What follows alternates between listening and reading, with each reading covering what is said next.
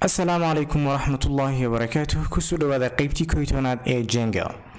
Now qaybtii hore waxaynu sameynay static fileska qaabkaynu soo gelin lahayn inside our Django app aynu isla soo fiirinay.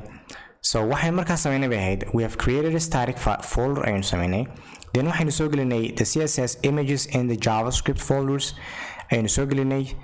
And then inside our index.html waxaynu sameynay waxaan load garanay static and then every path or static ka soo kacay ama noo soo kacay CSS kayga ama JavaScript waxaan sameynay markaa inside this static single quotation so dhaxgelinay just to make sure that in all static folder ka inoo soo kaciyo CSS iyo JavaScript ga aynu baahanay the same way with the images ayanu sidoo kale u sameynay and then everywhere uu ka soo kacayo image or something else the same way ay markaa ugu soo qoraysaa static and then this page was actually working right so marka waxaynu ku bilaabi doonaa insha Allah in this is still static way macluumaadka page ku qoran so we're going to start from the front end slide aynu ka bilaabi doonaa slide kan and then this slide hadda HTML ka dhexdiisa ayuu nagu qoran yahay but waxaan rabnaa in uu database ka inoo soo kaco so to do that waxaan tagi doonaa inside our models.py now waxaan sameyn doonaa a new class aynu sameyn doonaa waxaan u bixin doonaa front end sliders we'll do models actually model okay so inside here markaan waxaan u baahanahay we need our name here magacayna ayaan u baahanahay again we will need the skill so those two guys waxaan sameyn doonaa we'll say models.fill which means a corrected field where the maximum length aynu uga baahanahay let's say 100 right and then yeah I hope this is the one let's add a content by the way content aynu ku darno say models.text field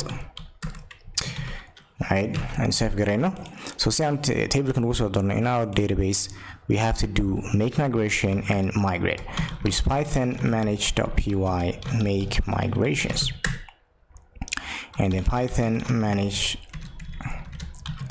manage.py migrate right two important commands so marka waxaan sameynaynaa let's run our project python manage cisco app run server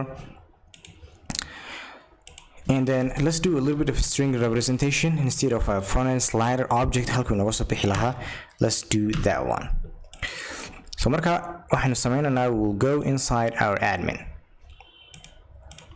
okay localhost port 8000/admin now we don't have front end sliders inside our some app noma soo gelin so waxaan sameyn doonaa marka we'll go into the admin and then along with the profile waxaynu sidoo kale soo import gareyn doonaa front end sliders and then waxaan markaa ku register gareyn doonaa inside our admin site okay register the front end sliders I'll save it now waxaan isku daynaa markaan wax macluumaada inaynu soo gelino hadda now if you go to front end sliders we don't have any information so aan isku daynaa markaan macluumaada inaynu soo gelino I'll do Faisal Ali right there and the skill cut yeah I'm a simple web developer I actually do that everywhere so this is the way I describe myself all right cool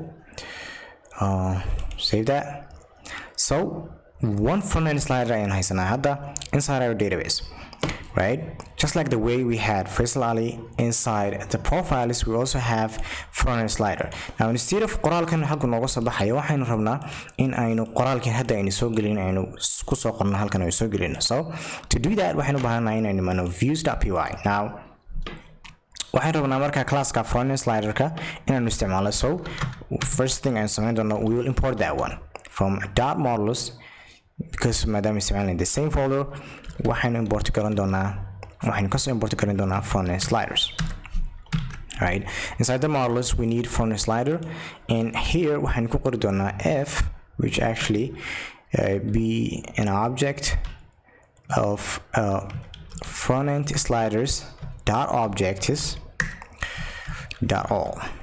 waxaan rabnaa marka any objects oo noogu jira inside here macluumaadkan hadda xarino kale inuu noo matalo this variable, right? So waxaan create doonaa context-gan wax kale ma noqon doono, waxaan noqon doonaa dictionary, and dictionary has two things inside it. waxaan noqonaya marka key and value. So key and the value oo ah f, which is actually طبعا noo xajinaya macluumaadkan ah front-end sliders.objects. Now inside here marka waxaan ku qori doonaa the context. All right, that was very simple. So markaan isku dayno in aynu inside this context we have key and value, in another keyga isticmaalayna inside our index.html file aynu soo gashano. So let's do that. Now in your case you may have more than an article, so like 1 2 3 4, I think 4 or 3 articles ayaan ku yaala. We only need one article aynu baahanahay si aynu ugu lug garayno macluumaadka and database oo la soo bixi doono, because if we try in an article kala xagan qorno hadana database the same way aynu qorno, it's just time taking, right? We can actually do that if you say hello me hadaynu dhahno refresh garayno, you can see hello world, hello me and stuff like that. waxaan rabnaa marka hal article kaliya inaynu isticmaalno aynu marka loop garayno articlekaas, which means every data aynu database ka soo gelino it will actually take the same طبعا article ayuu noqon doonaa, and then we can actually use it. So the way aan ugu loop garayno waxaan noqon doonaa marka anagoo isticmaalna for loop for slide, طبعا waa variable I'm actually declaring right now, for slide in f oo ah the key طبعا inside the context ga inoogu jira, and inside here I will say end for, right? End for. This is the way of Jinja. So marka waxaan samayn doonaa for slide, which is a variable ama yani name I'm just declaring right now. In f waxaan rabaa marka here, instead of actually doing that, let's say hello my name is then slide dot name. Now name can isticmaal inside the modulus, you know, which is this name. So and so if go back to our web page and refresh it. So hello my name is Faisal Ali, right? Very cool. And I am the skill, right? I am the skill, so slide dot skill. I need the skill, and I'll refresh that. I am a simple web developer. Okay, from somewhere, but I prefer not to do that. So if you need any other information data like the one I've actually masahay or from somewhere, you can actually put it inside the front-end sliders class, right?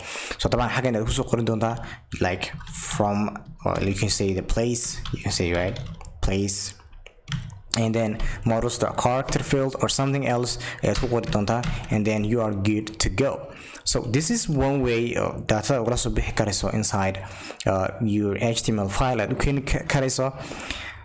Now we've done our first job in Somali. If we actually do if you add another information right now, if you said Ahmed Abdi, and actually do let's say symbol designer, and the content should be yes, this is me talking. Save that. Now another information I am hello my name is Faisal Ali and I'm a simple web developer. Hello my name is Ahmed Abdi. Now this doesn't make any sense طبعا. This is going to be your portfolio. You don't want to طبعا another information coming around there, so let's just actually keep that one and delete it. Let's go for that. Yes, I'm sure of it. So one way marka I know static inside our HTML file is this one. Now this dynamic, right? So now if I go here I can actually change this one to web developer, to web, I don't know, let's say designer. Save that, and then you can see right here I'm a simple web designer, right? So this qoraalkan hadda marka wuxuu noo yahay qoraal dynamic ah. We can change it from the database anytime aan u baahano. So marka qaybta xigta waxaan isla fiirin doonaa qoraalkan sawir halkan yaala iyo about information, a little bit about information, and dabcan sidoo kale skillskan inaan soo gelino with the percentile. This is it. So any question haddii aad qabto, feel free inaad commentiga hoose nagu soo qorto. Other than that, qaybta xigta aynu fiirino.